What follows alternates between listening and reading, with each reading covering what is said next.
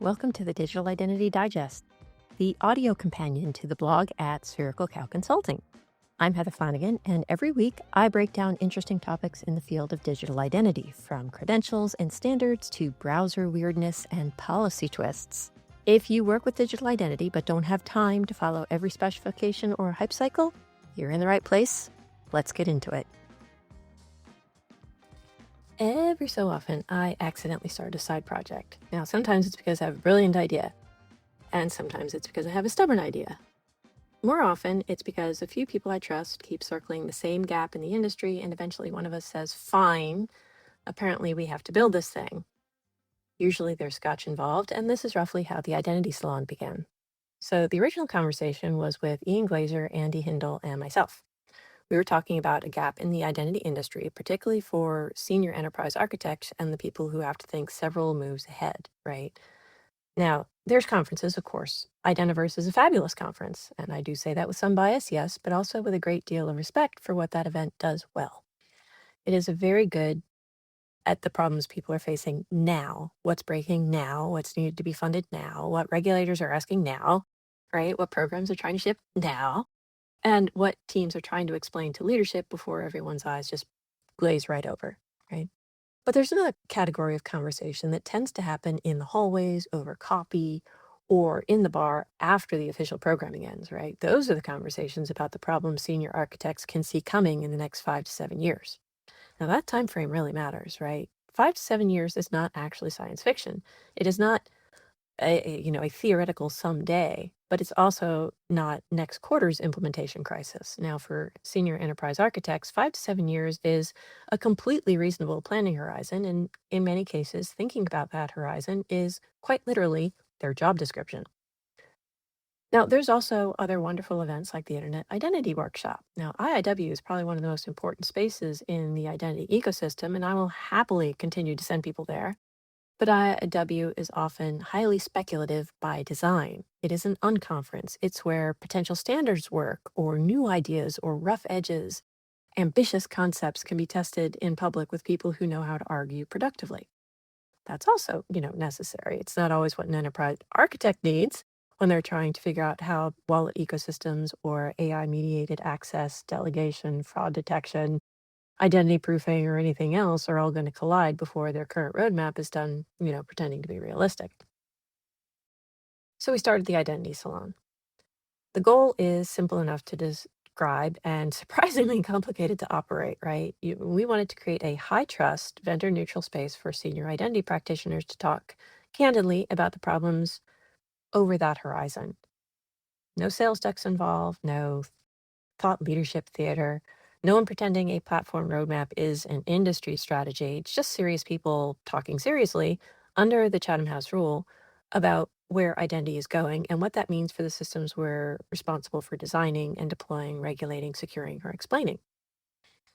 Now, Ian had to step back this year as an official partner because of new employer rules, which is one of those deeply practical realities that sounds boring until you're the person trying to make a cross-industry effort actually function. Andy and I are still running this, and we are expanding it, right? Our current model is 4 face-to-face meetings a year, as many virtual meetings, and soon a monthly newsletter to keep the conversation flowing between reports.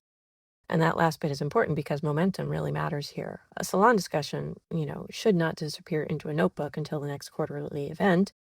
If people are giving us their time, attention, trust, then the output needs to be useful beyond the room. Now, part of why this fits me better than I sort of expected is because I don't think of myself as a visionary thinker. I don't think that's false modesty. There's people in this industry who can look at a handful of signals and then sketch the shape of a possible future before the rest of us have actually found the whiteboard marker.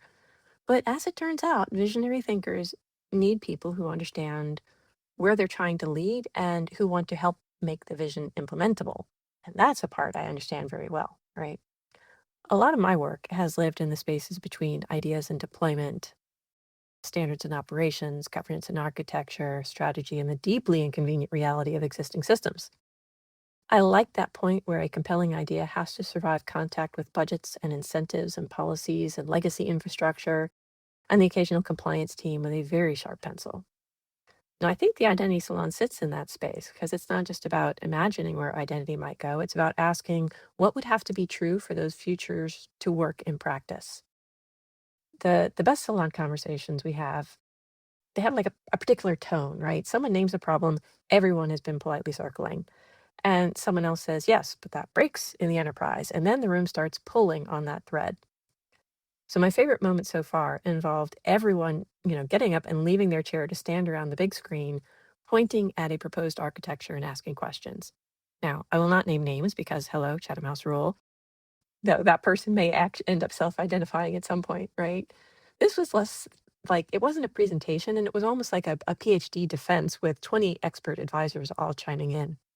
I really wish we could have taken a photo of that moment, but well, Chatham House Rule is used for a reason.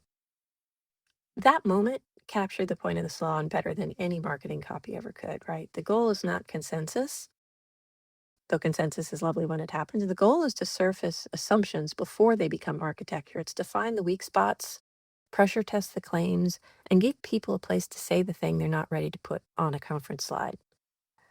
Now, the outcome of all of this are reports. The reports are the part that people see later. The administrative machinery behind them is less glamorous, but it is perhaps more character building for me personally. So what's happening behind the scenes, right, is we're figuring out, for the Identity Salon, what a legal corporate structure and tax information needs to be, which becomes non-trivial when the effort crosses national borders, right? We're jumping through hoops to make DNS work so that the majority of corporate spam filters do not just eat our announcements and then look innocent about it, right? I would love to say that the hard part of the salon is only the intellectual work, but in practice, some days the hard part is convincing the infrastructure built to prevent scams that our perfectly legitimate identity salon is not, in fact, a scam. Rude, but not entirely unfair given the world today, right? So Andy and I are paying close attention to the conversation on the edges of the industry because those are often where those 5 to 7 year pain points first become visible. And we're also doing marketing and promotion to find subscribers. We're working through the business model so that this thing can pay for the time we put into it. We're even kicking off a newsletter because apparently write more things is the answer to everything, right? And then there's the reports themselves, right? Those are drafted from hours and hours of specialized notes taken during the meeting with enough care to make them useful while preserving the Chatham House Rule. And this is a particular kind of brain exercise. Capture the substance, preserve the disagreement, remove attribution, avoid flattening the conversation into mush, and still make the output readable by someone who was not in the room. That's kind of my job. Now, after that comes actually some additional research where I think it's going to help inform the output, which is followed by drafting, editing, typesetting, proofing, and that quiet prayer that no one finds a typo in the first 10 minutes after distribution. That's not a complaint, by the way, at least not entirely, right? The work is significant because the conversations are significant. I mean, when we started in October 2024, since then we've covered a rather absurd range of topics from death in the digital estate, the convergence of identity and security, identity and fraud detection, and modern biometrics. Of course, we've talked about AI, we've talked about the governance of digital wallets, national IDs, mobile driver's licenses, and verifiable digital credentials, and what all of that would mean in an enterprise. We've talked about open IAM data schemas. We've talked about modern workforce identity issues, onboarding and offboarding in when you're talking large scales. And we've talked about identity verification and proofing, right? The longer list is in the blog post if you're curious. Now that list is actually a decent indicator of what the salon is trying to do, right? We're not chasing one fashionable topic. We're looking for that connective tissue between topics where they're often treated as separate and yet they aren't really, right? Identity proofing is not actually separate from wallets. Wallets are not separate from governance. Governance is not separate from delegation. Delegation is not separate from agents. Agents are not separate from authorization. Authorization is not separate from security architecture. I mean, I could just go through this whole list. The interesting questions tend to live in that overlap, right? What happens when identity systems become less deterministic? What happens when enterprise access decisions depend on signals that are probabilistic, AI assisted, or derived from systems no one person fully owns? What happens when a digital wallet is technically sound but operationally awkward? You know, these are not niche questions. These are very practical questions that just happen to wear kind of futuristic shoes. And that's the space that the Identity Salon is trying to hold. We want room for people who understand current enterprise constraints and still need to think beyond them.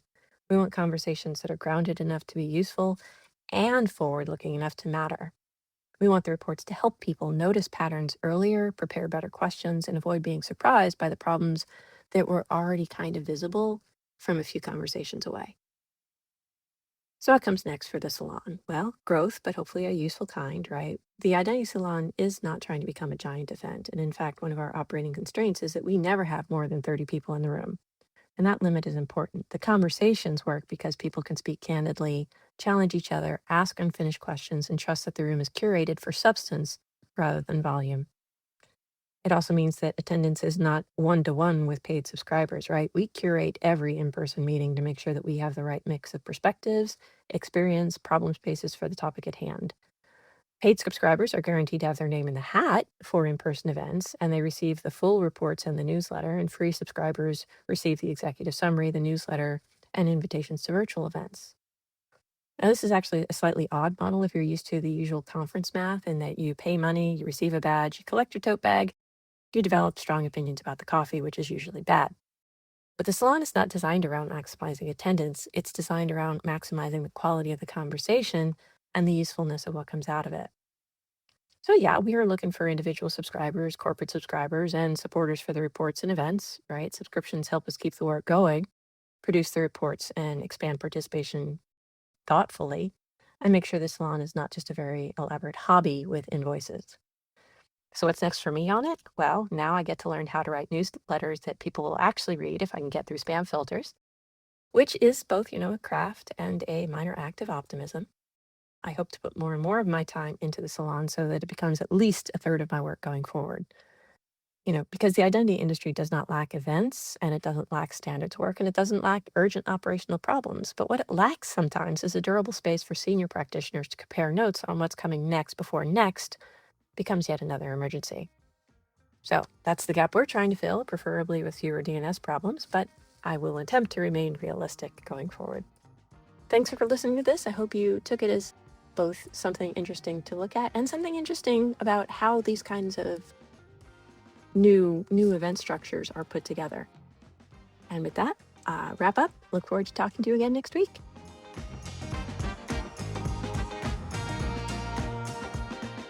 And that's it for this week's episode of the Digital Identity Digest. If it helps make things a little clearer, or at least a little more interesting, share it with a friend or colleague and connect with me on LinkedIn at HL Flanagan. And if you enjoyed the show, do be sure to subscribe and leave me a rating and review on Apple Podcasts or wherever you listen to podcasts.